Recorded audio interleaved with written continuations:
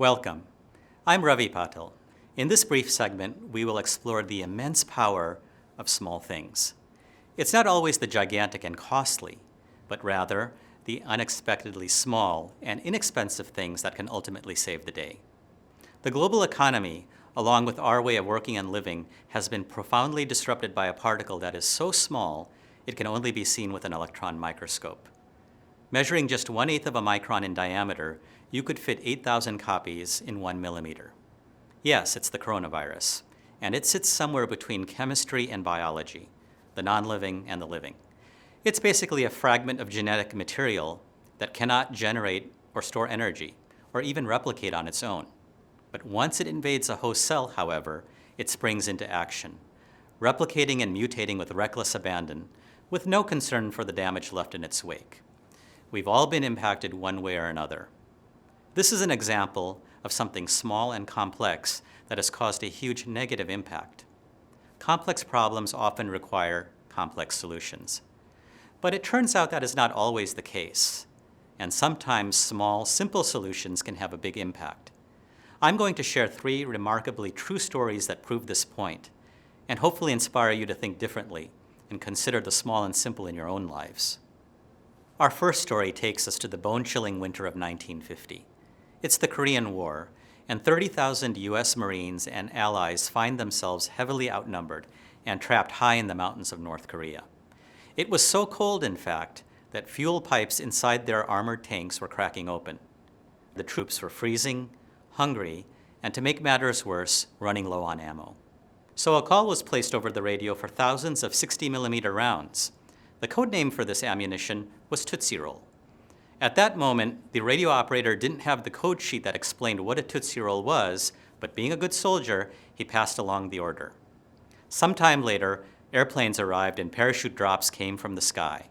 And heaving a sigh of relief, the Marines opened the boxes and indeed discovered thousands of Tootsie Rolls. You all know what I mean, those small, gooey chocolate candies that flood our homes during Halloween. This is where the story really begins. In the midst of this unfolding tragedy, something miraculous happened. The troops discovered that the hard candies behaved like putty upon chewing. They were able to wrap the warm, malleable candy around their fuel pipes.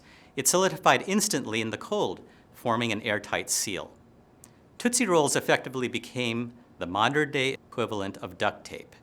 And in this manner, the troops repaired their equipment, patched bullet holes, and enjoyed a desperately needed burst of energy. While 3,000 soldiers died, the troops completed their mission and many escaped to safety. This battle was fought in the Chosin Reservoir, and the surviving troops called themselves the Chosen Few. On the surface, this is a story about a massive communications error that inadvertently saved lives. But to me, it's a story about hope, ingenuity, and silver linings. How many times have we expected something to happen in life only for something completely different to occur? Do we instinctively overlook the small, crucial silver linings? Our next story presents another life and death situation. It's about the triumph of a surprisingly effective low-tech solution. We now go to the sweltering humidity of the Ganges River Delta of West Bengal, India. We are in the Sundarbans National Park, a protected biosphere reserve and UNESCO World Heritage Site. This park is the world's largest mangrove forest, containing the world's largest population of tigers, and the Bengal tiger, the only species of tiger to live in the mangroves. For some reason, these tigers are unusually fierce. They actively hunt humans as prey, whereas tigers in other parts of the world generally avoid humans. In fact, they are known to swim out in the water long distances and wait to ambush fishermen. We normally don't think about cats as being aquatic, but Bengal tigers definitely are. Now, no humans live inside the park, but several thousand enter the buffer zones by permit each year to collect honey, wax, fish, and wood. In fact, roughly 50 metric tons of honey are harvested each year by the locals. Can you spot the crouching tiger in the actual photo from Sundarbans Park? Imagine if your day job involved entering the lair of man-eating tigers to collect honey. Unfortunately, in the late 1980s, about 60 people were being killed each year doing just that. A number of ideas were explored, with little success. Knives, axes, and even guns were useless because you only have a split-second reaction time during an attack. Electrified human dummies made of mud and bamboo were installed, and the idea was to train the tigers through electric shock that humans are not worth the effort. Note, you can't kill these tigers because they are protected by law. Nothing worked until a student from the Science Club of Calcutta proposed a simple idea that didn't rely on reaction time, fighting skill, or even electricity. The solution, quite simply, was to wear a mask with the human face on the back of the head, as tigers often surprise attack from behind. In the 3 years after implementing these low-cost rubber masks, not a single person wearing a mask was killed. Now, tigers were seen following people who wore masks, but they never attacked. And in the last 18 months of that period, the 29 people who were killed were not wearing these masks. Some were heartbreaking stories of last-minute laziness. 2 fishermen left their masks in their boat and were killed while cooking their meal ashore. A woodcutter took off his mask for lunch, only to become lunch. 30 years later, the masks are still in use today. While you and I don't have to contend with tigers, the importance of wearing masks on the front of our faces rings true for all of us. Such a small thing to do with a large life-saving impact. Our final story also deals with a life-threatening situation. Not one of sudden death like the previous 2, but rather the gradual, seemingly inexorable march of malnutrition. Drawn from Chip and Dan Heath's book entitled Switch, How to Change Things When Change is Hard, this is my favorite story of the bunch. Here, small insights resulted in a profound impact on a nation of suffering children. This story takes us to Vietnam in 1990. The Save the Children organization was opening a new office in Vietnam, and a man named Jerry Sternin was in charge of the project. He was given just 6 months to make a difference and stem the problem of malnutrition. Sternin had everything going against him: scant resources and little funding. He didn't speak Vietnamese, and he was not a nutrition expert. And to make matters worse, he didn't have the support of everyone in the government. Malnutrition typically stems from broken systems, poor economic conditions resulting in poverty, inadequate sanitation, which leads to illness, polluted water also causing illness and the inability to retain and digest food, and finally, ignorance about nutrition. So the answer was obvious, but impossible to execute. He just needed a few $1 billion and a decade to build the required infrastructure.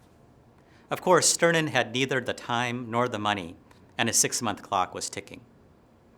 In the field of research, you will often hear the following statement: it's not the answer that's important, it's the question you ask.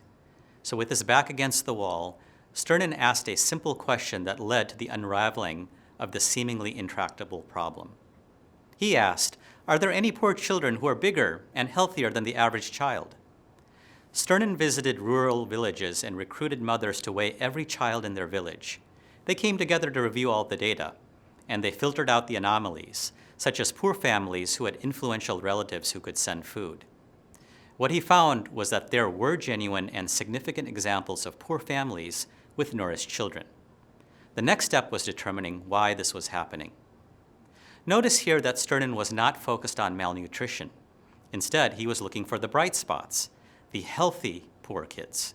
In effect, he was saying, I'm not going to be presumptuous and assume that I can solve this problem.